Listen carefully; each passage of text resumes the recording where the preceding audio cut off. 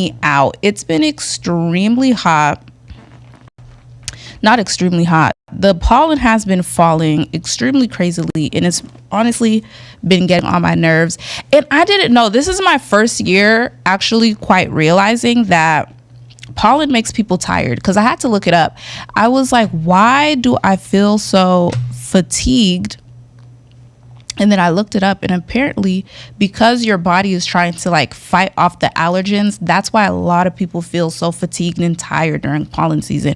So it all makes a whole bunch of sense. But I've been under the weather since about last night when I got back home from the 3-day family conference, which we're going to be talking about because I have to catch you guys up with what I've been doing. But pollen's been taking me out. Anyways, let's talk about the family conference. So I don't know how I forgot to tell you guys about the 3-day family conference that my church was hosting. Because I usually every time there's an event going on, I try my best to tell people who are watching the show about it. It was so amazing, so informative. We had an awesome time. I had a great time. I was able to ask questions. I was able to really listen and really learn and grow. It was an amazing time. But don't worry, if you missed the first 3-day family conference, you can, of course, catch up because there will be a second one coming up. And the dates, I'm telling you guys early since I didn't tell you guys about the last one. But this one is going to be from September 18th to the 20th. So that's September 18th to the 20th, of course, of this year. And it's 3 days as well. So it's going to be Friday, Saturday, and Sunday the same way that we did this past one. So if you missed the first one, if you missed the one we just got done wrapping up, please mark those dates in your calendars. Again, September 18th to the 20th. Come ready to learn, because I'm sure it's going to be extremely informative. So guys, as we're talking about the 3-day family conference, I feel like I have a belly because of my hands right here. Anyways, speaking of the 3-day family conference, we covered a lot of topics, and those are topics that I like. Obviously, you guys watch the show, and if you watch the show, you see there's like specific topics that I truly enjoy talking about. At this point, I think we all know what those kind of topics are. But during the family conference, specifically yesterday, there was a woman, and if I wanted to, I really could have played the clip, but I'm not going to do her like that, even though it was quite a public event and it's on YouTube, but I'm not going to do all of that. But there was an elderly woman who was expressing that she feels as if her needs are not being met. And when I say her needs aren't being met, I'm more so talking about, she was complaining that she's not getting enough attention from her husband of 23 years. So as she was having, just expressing herself, which is her right. It's her right to do that. And it was the perfect occasion because it was a family conference. And there's things, if you need to get them off of your chest, you may as well get them off your chest while there's a professional there to help and intervene. But anyways, in the course of her expressing herself, he asked a very important question. And the question that he asked her was, what exactly is her love language, and kind of vice versa. Like, does he understand what your love language is? And when he asked that question, I was extremely happy and excited, because there are certain conversations and there's certain things that my community does not, let's say they just don't see the importance in it at all. And when I say my community, I am specifically talking about the Black community. Obviously, I'm a Black woman. I can't speak for white people. That's not my community. But love languages is such an important thing to know about yourself. And it's a very important thing to know about people around you. So that is something that when he said that, I was excited. I was like, yes, someone else knows about love languages. However, before we start getting a little deeper into this, he did recommend also the men and the women of the church, which I attend, to read a book called The 5 Love Languages by Gary Chapman. And I would also highly recommend everyone to read that. You don't have to be married to read that book. It's a great book, and I've been raving about this book for years. The first time I read that book, I want to say it was about 5 years ago, if not longer.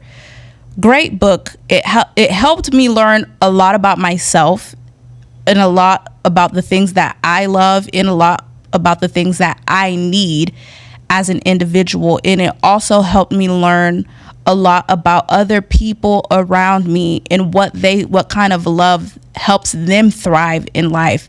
Because love is not inclusive, love is not limited, but love is for literally everyone. So I don't want people thinking that only married people should read the book. I do highly recommend it for married people, though. If you're married, you really read that book together. Read it together, and you'll be amazed the amount of things that you learn about it. But again, it's called The 5 Love Languages by Gary Chapman.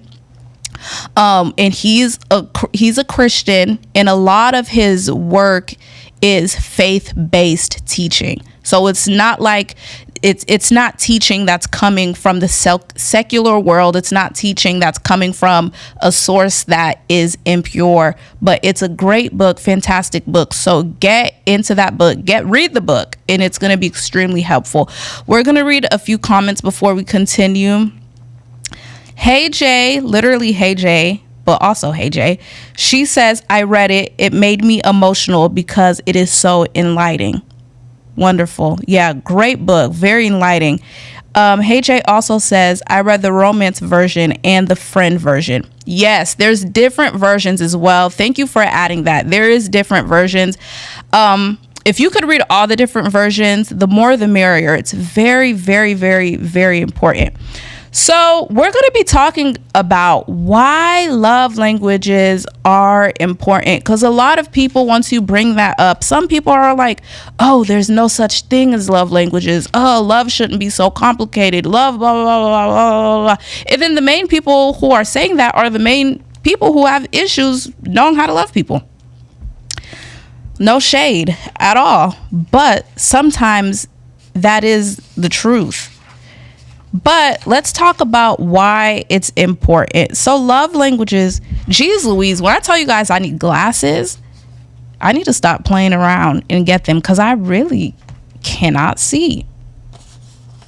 Guys, I might have to just turn the light on instead of trying to be cool in this dim lit room, but I can't see. Let's see. Okay. So love languages are important because your love language is something that develops as a child, right?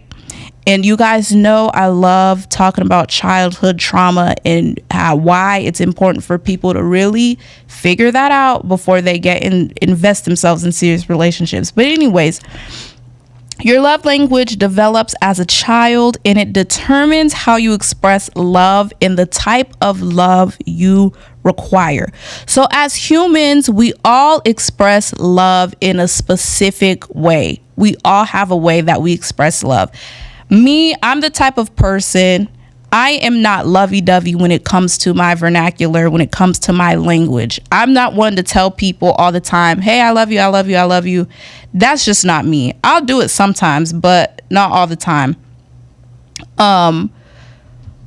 But also the way I show love is I like to do stuff for people. Like if I notice that something is okay, let's say for example, the other day my mom's fridge, sorry mom, I'm not trying to call you out, girl, but my mom's fridge was quite a mess, but it wasn't her fault. She's a very busy person, and the fridge is huge, okay? So I took time out of my Saturday. I literally took apart the fridge, took it apart. Took the whole, when you open the fridge was bare. There was nothing in there. I took every little thing apart, and because the things are so big, because it's a huge refrigerator, they can't fit in the sink. So literally I was in my moo-moo, mind you. So it's me and my moo-moo grabbing all this stuff. I go in the backyard. I fill a bucket up with water, bleach, things to clean it. I have my hose, and I'm just cleaning it down, right? Cleaning it down because I know my mom doesn't have time. And then I put everything back in the fridge. It was a deep clean, so it took me about Honestly, it took me about 2 hours. Because anyone who knows me, you guys know when I'm cleaning, I'm cleaning. Like, I take cleaning very serious. I was not playing around that day. So that's how I express my love for people. I will do things. If I notice you're too busy to get something done, I will do it for you. That's how I express. So how do you guys express? As I'm talking, I want you guys to think about things as well. So how do you express love? And like I just read, another thing about us is we all require a type of love, right? And that's where we're going to start to see the love languages develop. So everyone requires a type of love. I'm the type of person you could clean for me. You could do all sorts of stuff. But if you don't spend time with me, if you don't spend quality time with me, I'm not going to feel loved. Period, point blank. That's just how I am. And it doesn't mean that people around me don't love me, but that is the type of love that me specifically, because we all require different types of things to make us feel loved, right? So me specifically, that's what I need. So we all express love differently, and we all have a type of love that we require. So when you understand your love language, you can better communicate what it is that you need to feel loved and to feel appreciated and to feel stability. I'm going to read that again. You guys know I like reading things twice. So when you understand your love language, you can better communicate what that is to you, what you need to feel loved, appreciated, and stability. Because oftentimes you will hear people complaining about stuff. And when you know your love languages, when you know all 5 love languages and you hear people complaining, oh, this, my children don't do this, my husband doesn't do that, you can really narrow down like, oh, okay, this person, they require acts of service, right? The same way I just described that for me to show people I love them, I just do acts of service, right? So there's other people, they're like, oh my gosh, no one here encourages me, they don't love me. So that means your love languages is probably going to be words of affirmation, but we're going to get into that. Should we get into all 5? We're about to get into all 5 in a minute. But it's important that you know what you need. We're going to stay there for a bit. A lot of us don't know what kind of love that we need. And when you don't know what kind of love you need to help stabilize you, the only person who's going to be hurt at the end is you. And another problem that I've noticed in my community is a lot of us are scared to express what we need from loved ones. And it shouldn't be that way. You shouldn't be afraid to tell your spouse what you need from them. You shouldn't be afraid to tell your children what you need from them. And I know, me being my age, 29, I know sometimes my parents will miss being around me. But because, again, with my community, they were not really raised in a way to express those kinds of emotions. They don't really know how to have a conversation telling the person, hey, I would really appreciate it if you spend more time with me. I would really appreciate it if you do this, that, and the third. But that's why, you guys, it's so important and it's so crucial to know what you need from those around you. And you shouldn't be ashamed to tell people what you need. You shouldn't feel nervous to tell someone, hey, I really like it when you rub my shoulder. That makes me feel appreciated. I really like it when you do this for me. It makes me feel loved. You shouldn't feel any kind of way to express yourself when it comes to that. But let's get into the 5 love languages themselves. Before we get into that, we're going to read a bit more commentary. Give me a second. I think I have commentary on my phone. One day I said you can't see, and you just denied. Okay, mind your business. Maybe I really can't see. Maybe I do need glasses. I'm not getting glasses anytime soon. I'll get contacts before I get glasses. Anyways, let's read other commentary. I think couples should take a love language test before marriage so that they know what love looks like to their partner. Let me clap in the microphone. I agree, actually, quite 100%. I'm stuttering. I think that if a lot of people understood their love language prior to marriage, there's a lot of things that could have been avoided. And I always say, you don't just hop into those things. That's all I'm going to say about that, though, because this is not my marriage series, which is coming soon. I always say it's coming soon and end up not doing it soon. Anyways, let's read this one. Yay, I knew quality time was one of your love languages. I feel like all of my siblings know quality time is one of my love languages. This is my sister, by the way, who's commenting. Everyone say hi to her. But yes, my siblings are my witness. They often like to joke around with me and say, oh, Jen, you're so good at spending time with everybody. Yeah, I mean, I like spending time with y'all, but I also do it for me because that's my love language. Like I need that. I have to spend quality time with people because that's how I personally feel love. So yes, that is my top. That's my first one.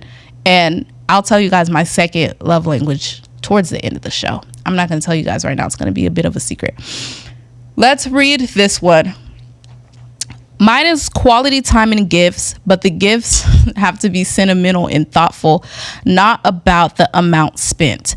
More so, the person has paid attention to my likes, hobbies, and she says, I hate being touched. So physical touch is not her thing. Again, this is my sister.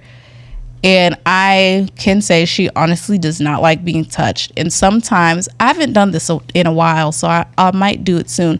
But sometimes I'll be like, hey, look over there. And she'll like turn her face and I'll kiss her cheek because I know she doesn't like that type of stuff. She doesn't like physical touch. So I'll do it to bother her. Anyways, you guys. So thank you so much, Jay, for your commentary. Let's get into the love languages. So the first one is acts of service. And I already pretty much explained acts of service to you guys. It's pretty much, it can be described as doing anything helpful or special for someone that you love. And also, I'm getting this information before they sue me. I'm getting this information from paperflowerpsychiatry.com. This is where we're getting our information for tonight's show. But anyways, so again, yes, acts of service can be described as doing anything helpful or special for someone that you love. And I gave you guys the example of me cleaning out my mom's fridge for her. So it's things like that. If this is your partner's love language, you can try helping them with a project. Get into that person's hobbies. Maybe you're with someone who likes to, what's that hobby called? Flip furniture. So that's something you could help them do. That's an act of service. If this is your child's love language, offer to do something exciting for them. Also very important, parents, learn your child's love language. And I will say, as someone working with youth and children, a lot of times most of their complaints about their parents is because their parents really don't understand their love language. And that's why, guys, it's so important. I'm going to be saying it throughout the whole show. Please understand what the love languages are. Don't try to bash it. Don't try to, oh, I don't need this. It's not necessary, blah, blah, blah. Just try it out. Try it out and see what it can do for your life. Anyways, another example is if acts of service is your friend's love language, offer to help them with errands, chores, and support when they're going through a tough time. So that's a bit of acts of service. Don't forget, there's 5 love languages, and we just covered one of them. 2 is gift giving. Gift giving can be described as giving thoughtful and extravagant gifts to someone that you love. And like my sister commented, people hear gift giving and think that it has to be expensive. It does not. You do not have to go out of your way and gift this person a Gucci watch. Gift them the latest Coach bag. Like that's not what it is. That it's still considered gift giving, but The person values the sentiment behind it. They value the fact that you thought about them to get this gift. So if this is your partner's love language, try supporting them with a gift. Try surprising them, with a gift after work. If this is your child's love language, bring home their favorite snack from the grocery store. If this is your friend's love language, show up with a coffee next time you meet them. So those are a couple of examples of what gift giving looks like. And as you guys can see, I'm giving you examples of, partner, child, and friend, because there's so many different relationships that we have here on earth, right? In all of those relationships, what sustains relationships? Love. So that's why it's important for us to know and understand how to love everyone who is around us. 3, physical touch. A lot of people aren't a fan of this one, which is okay. Physical touch can be described as any psychological sign of affection for someone that you love. If this is your partner's love language, give them a hug when they least expect it. If this is your child's love language, make a routine of cuddle time each night. If this is your friend's love language, gently touch them when they're telling you something emotional. I will say, out of all of the love languages, physical touch is honestly quite the most dangerous one, because there are a lot of people, you guys, they simply do not like to be touched.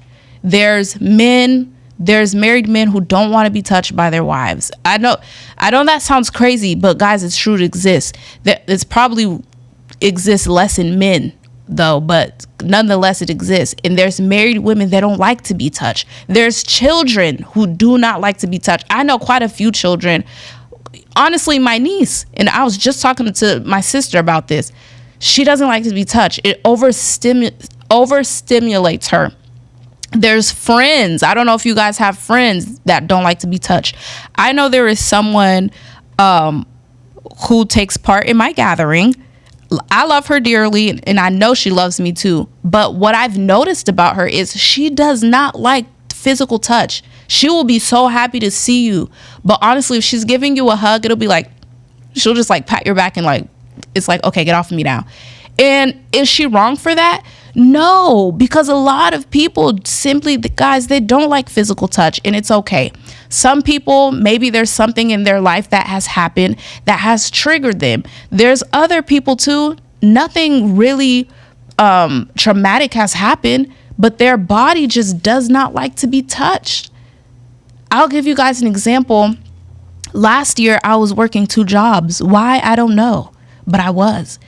And I was working with special needs, and from special needs, I would go to after school. And special needs kids, not all of them, but a few of them, especially, I was doing elementary at the time, they touch you all day long, especially when they're nonverbal. So the only way they really can get your attention is touching you. So by the time I would get to ASP and my ASP students would want to like hug me and touch me, I would tell them, guys, I'm touched out. Please, I love you all, but stop touching me. And when I told them that, they were so sad. So then I had to change the rules. I was like, okay, everyone is limited to 3 hugs. And that's still a lot of hugs. Because imagine you have like 24 after school kids and they all want to hug you. What's 3 times 24? Someone do the math. But I had to make the sacrifice because they're kids. But anyways, the same way that I felt so touched out, and it's like my skin couldn't take it. There's a lot of people, they get touched out. That's why it's so important to understand the people who you're around and the person that you can very much so end up marrying. Because if physical touch, if that's like the top on your list, because there's 5. So if that's number 1, but on their list, it's number 5, maybe this is not going to be a good match for you. Because your love language is not being met. So therefore, you're always going to feel a void constantly. It's not because the person doesn't love you, but it's only because that person is not needing your love language, which is then going to result in you feeling rejected, you feeling unloved, and you feeling unwanted. When really it's just not the case. Physical touch is just not their thing. So that one is definitely one that I'll say that will make or break a relationship, to be quite serious, because some people they just don't like it, and it's not their fault. Everyone was created in their own way. We're all unique in our different ways, and some people, they just would prefer not to be touched out. Number 4, quality time, which is my love language, my top love language. Number one for me. Quality time can be described as spending time with someone that you love. If this is your partner's love language, surprise them with a night out. I love me a little date night. If this is your child's love language, try enjoying one of their hobbies with them. If this is your friend's love language, invite them to coffee or brunch. This is me all the way, as I shared earlier. And I feel like, well, no, I can't say I feel like, because you guys know I like reporting actual facts, but I would really love to know what is like the number one love language when they put all the like statistics together. But I feel like quality time would be quite up there. So quality time, which is number 4, and let's move on to number 5, which is words of affirmation. Words of affirmation is actually quite on the bottom of my list, I think, because I don't need words of affirmation. Some people do, though. What is words of affirmation? Words of affirmation can be described as saying encouraging and uplifting words to someone that you love. So if this is your partner's love language, remind them of something they did that made you feel proud of them. If this is your child's love language, tell them what makes them unique and special from other children. If this is your friend's love language, boost them up before their next job interview or something important that they have coming up. So words of affirmation is pretty much just encouragement. It's just telling someone, hey, good job, or hey, when you did this, it made me feel so proud of you, and you're so unstoppable, and you're so amazing. Some people, they really need to hear that encouragement to truly get them going and to keep them going. And there's nothing wrong with that. Me personally, like I said, words of affirmation is just on the bottom of my list because I don't need that. I personally just don't. I don't need it. I don't know. Everyone is different. Everyone is different. That is just one that I truly have never, I don't think I've ever really needed it to keep me going, because I'm going to keep going regardless. But those are the 5 love languages, you guys. And I would love for everyone to figure out what their love language is. I am going to show you guys a website that you guys can go on, or I'm just going to give you guys the website. But if you go on www.5lovelanguages.com/quizzes/love language, there is a quiz that you can take. Take the quiz. Take the quiz as a family. Take the quiz as a couple. And when I say take the quiz, I'm not talking about later tonight you're in bed on the side trying to secretly take the quiz so no one can see you're taking it. No, take it. And then once you're done, share your results with your family. Share the results with your spouse and say, this is my love language. And also, when you're done, read the book. Just read the book by Gary Chapman. It's not going to hurt. Extremely helpful. I was reading the reviews earlier. Do I still have the reviews? I'm going to see if I can see the reviews. I probably don't anymore. I don't think I have it on my screen anymore. But the reviews for the book is quite amazing. The way that it's really just allowed people to figure things out about themselves. And like I said, when I read the book, I was like, wow, this is making so much sense, because when I'm in this area of my life and I'm receiving this kind of love, I feel great. However, when I'm in this area of my life and I'm not receiving quality time and I'm not receiving my other love language, I don't feel that great. So I did tell you guys, I'm going to tell you guys what my second love language is. And it's kind of will contradict with what I said earlier. But physical touch is actually my number 2. Is it possible to still get touched out? Yes. But that's different when kids are touching your arms all day long. But people who know me in person too, I feel like everyone knows physical touch is probably up there for me. Because with me, I'm always rubbing someone's shoulder. I'm always rubbing someone's back. I'm literally always touching people. And I have to always keep in mind, I'm like, Jen, just because it's your love language doesn't mean everyone is going to be receptive. It's just like that sister I was telling you guys about who goes to church with me, who I can tell physical touch is not her thing. And the crazy thing is, though, her daughter has told me, she was like, yeah, it's not my thing either. So the mom is like that, and the daughter is also like that too. So anyways, you see, that's why it's important to know the love languages of people who are around you, because you can easily put someone in a position they don't want to be in. Not everybody wants to be touched. Not everyone likes quality time. There's some people, when you go to their house, in their head, they're like, when is this person going home? Because quality time is not for them. There's parents with kids. If their love language is not quality time, when you're in their room and you're just sitting there, that child in their head is like, can they get out now? Because it's not their thing. So figure out what it is, figure out what your love language is, figure out what kind of a love, what type of love that you require, so you can feel that you are loved, so that you can feel that you are appreciated, and so that, you know, in your life you feel stabilized. We're going to take a quick break. It's 7:46. I don't know if we're going to have time to touch our second topic, but it's really short, so we're probably gonna talk about it. But I'm gonna take a quick break, you guys, and then we'll briefly talk about our next topic.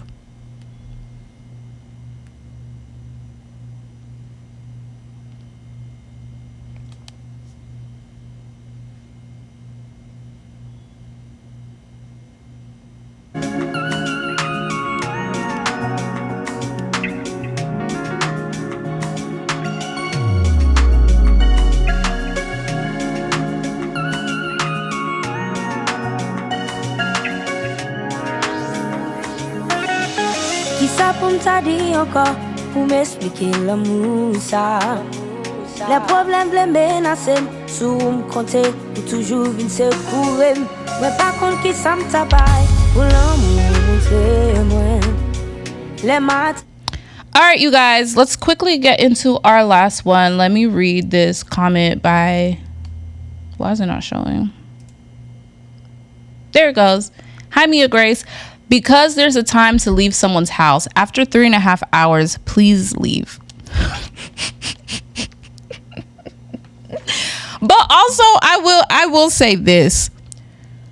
Yeah, sometimes it's so crazy to me how people don't realize they're overstaying their welcome.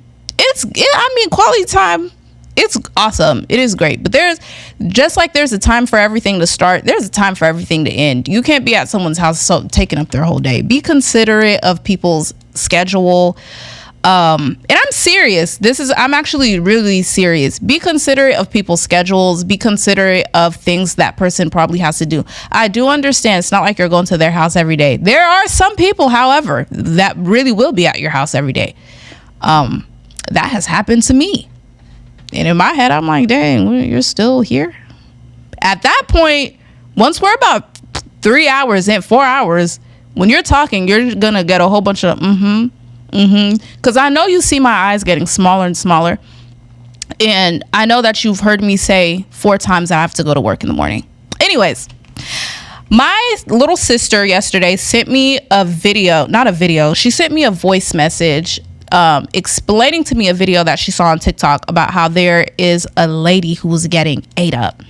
And why was she getting ate up? Why was she getting dragged through the mud? She was getting ate up and dragged because she was talking about the wig dilemma within our community, within the Black community. And she was talking about why, as Black women, do we not love our hair?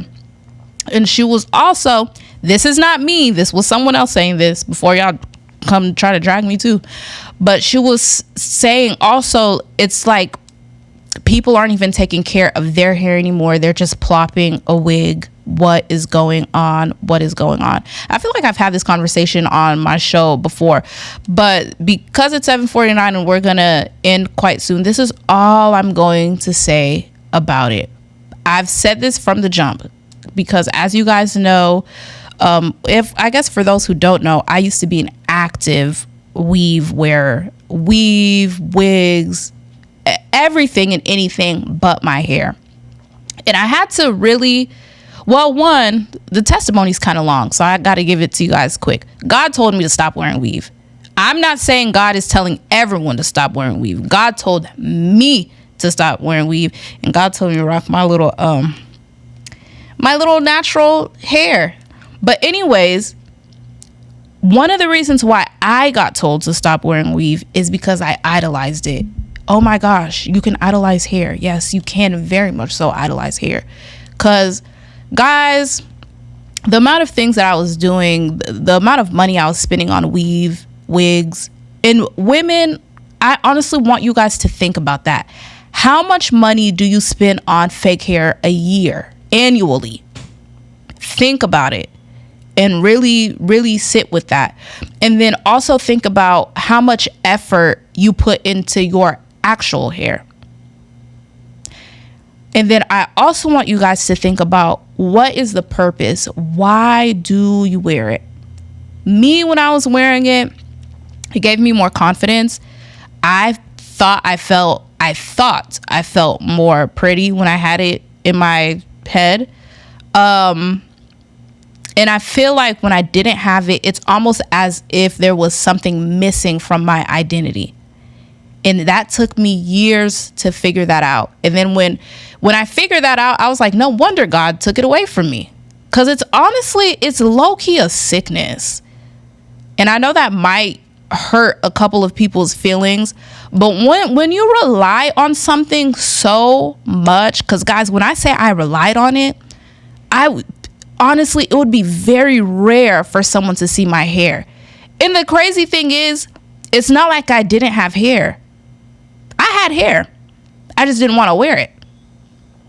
I didn't want to wear it out because I didn't feel the same confidence I felt when I had weave. So those are the couple of things that I would love for people who are constantly in wigs, constantly in fake hair. Think about those things. So what did I say? Add up how much money you're spending on hair annually. Add that up, because the number is going to shock you. And when I say add it up, I'm also talking about add up the price that you're paying to get it installed. Because there's some people, there's some stylists, it's like $400 to buy the wig, the hair, and $400 sounds a bit cheap. Well, y'all who wear weave, y'all know the price. But add that up. I know it's cheaper for people who do their own hair. I used to do my own hair when I wore weave. So I was able to save quite a bit because I installed it myself. However, I was still spending a lot of money because I was going through styles at least every 4 weeks. I would never have weave in for a long time unless if it was braids. But the sew-ins and the wigs, and I was switching those out. So how much are you spending? And think about why you're wearing it. Why do you have to have it in your head? And then also think about, do I even take care of the actual hair that God gave me? Or do I just keep throwing weave over it? It's like, a lot of people, I feel like it's like, I don't care what's on my head because I'm about to just go throw a wig on anyways. It shouldn't be that way. Because, guys, everything that God gives you, you have to take care of it. Everything. That includes your hair. The same way it includes your health. You can't just know you're damaging your hair, but you don't care because you're about to go put a wig over it. It shouldn't be that way. Literally everything that he's given us, we're called to take care of it, includes your hair. Very important. Anyways, thank you guys so much for joining me today. I have to go. It's 7:54. I don't want to go, but I have to go. So far, do I have any announcements? I'm gonna have an announcement for you guys next Monday, I promise, because I don't have the flyer, so I don't want to tell you guys what's going on without the flyer because I need it in front of me. But anyways, you guys, thank you so much for being here. It was awesome. It was a pleasure as always, and I will see you guys next Monday, same time, 7 p.m. Until next time, bye.